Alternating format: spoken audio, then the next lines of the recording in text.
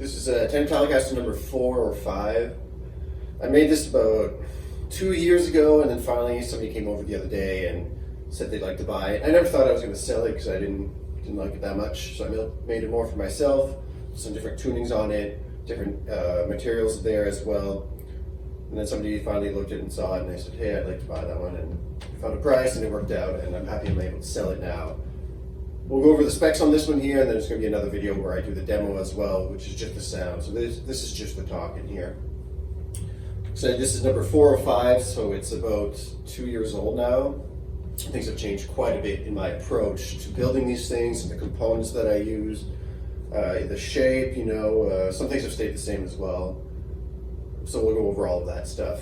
Starting at the neck here, we have generic tuners. I've switched out, now I use go-to tuners. These are okay. Some of them, they're just not very consistent, I find. They're certainly cheaper, but some of them were really hard to turn. Some of them were easy to turn and really great. Some of the screws that you use to attach to the back here were always stripped out before I even used them. Same thing with these little nuts or whatever the heck they are over here. Like, those things just weren't very consistent, so I switched it out and I use go-to tuners now. They're way more consistent and way better as well. I've got a little bent metal string tree. They're fine, they work well. I like the roll string type nowadays. They're just chunkier and they look better in my eyes. They probably do about the same though, but whatever. I have a truss rod. The length of this whole thing, that's the same. The way I wrap it and what I put in there is a little bit different now. I always put silicone down to hold the truss rod in place and wrap it in silicone tape. Before, I used to shim a long piece of wood between the metal of the truss rod and the fretboard to stop it from knocking when you're hitting on it, in case it's a little bit loose. But now I just use a piece of double-sided tape, which is resin, and it's already about the right thickness that I need, and it's way faster, so that's what I do.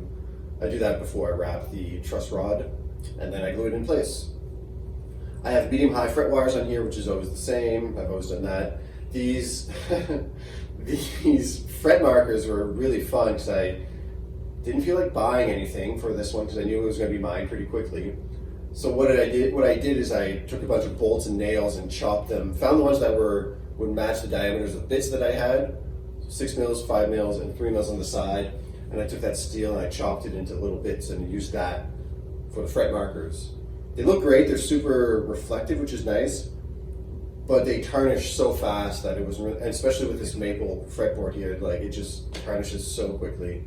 The patina on it gets on here like super fast. So even every couple of months I'll clean it up, and then 2 weeks later it's like kind of that patina finish on it again. Whatever. I'm happy I did it. I learned to not do it again because I didn't like it very much. I still had 2.5 inch scale length, a bit longer here because of the tuning. Still 9.5 inch radius. This thing is tuned to like a Mando cello thing, so it's a fifth lower than my usual guitars. This is a low C, then C, G, D, A.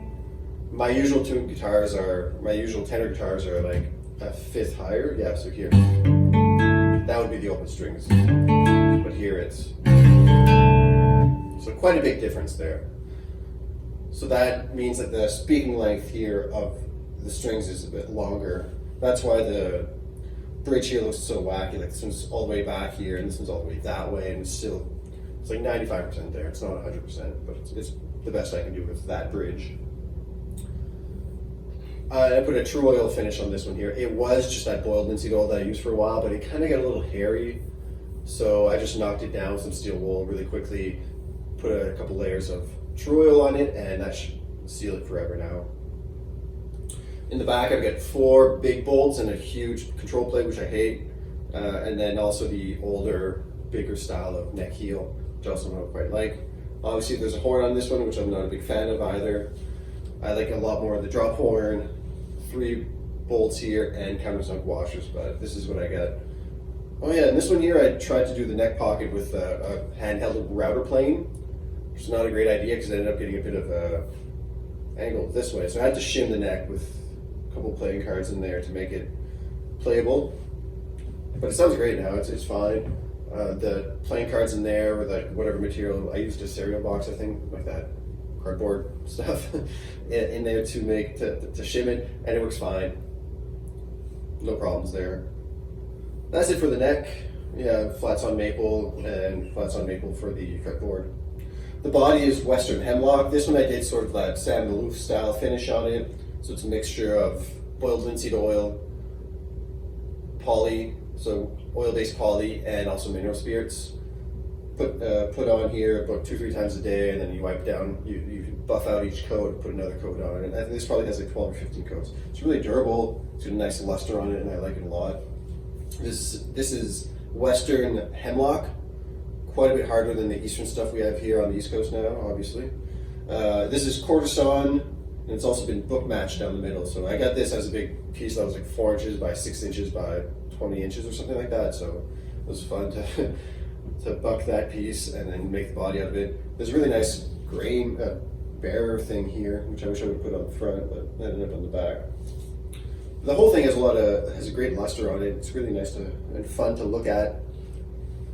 Obviously a white pickguard. These are mini-humbucker pickups, not the Firebirds. They're low output, much lower output than the Firebirds, and they work well with lower tunings because they really accentuate the lows and the highs in it, so you get a really nice present attack, and then also a nice lowness to the note. And there's not as much stuff in the mids like the Firebirds do, so it's not too muddy. I think it sounds great on here.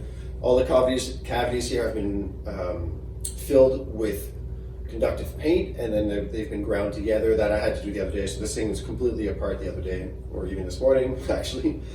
So it's been ground together, and now the thing is super quiet. There's no hum on there at all, which is awesome because it was pretty hummy before that.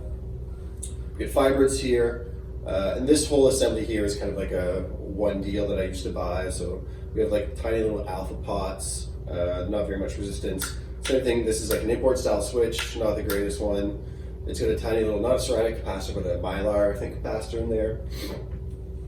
And it's wired like a modern telly is. So the whole thing is not my favorite.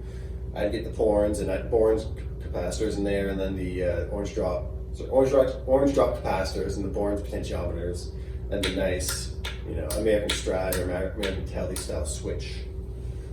We got a football jack here, and also just a normal like one blade switch here. Usually I like the 2s now, like the pure tone ones. I love those, they're great. We still have the same ferrules on the back here. The bridge, like I said, I had to modify a lot to make it work with this tuning because the strings go back quite a bit, so I had to drill out bigger holes in the body and in the metal here to have enough movement of the string. And I also had to fill it in and move the whole string bridge back by about 6 or 8 mils that way to make the scale length work with this. But now the intonation is spot on it, and it's really a great sounding instrument. It plays true all the way up and down the neck. I got rid of some fret bloom the other day while I was at it as well, so it's really comfortable to play. I really like these instruments. I want to make some more. I've made one, that was like Telly number 9 or something, the blue one. That was also a cello tuning one, and it sounded amazing. It also had the mini humbuckers in there. Then there's this one here. So I think I might look at doing some more in the future because it's super fun to play. It's really a different playing experience. So check out the demo video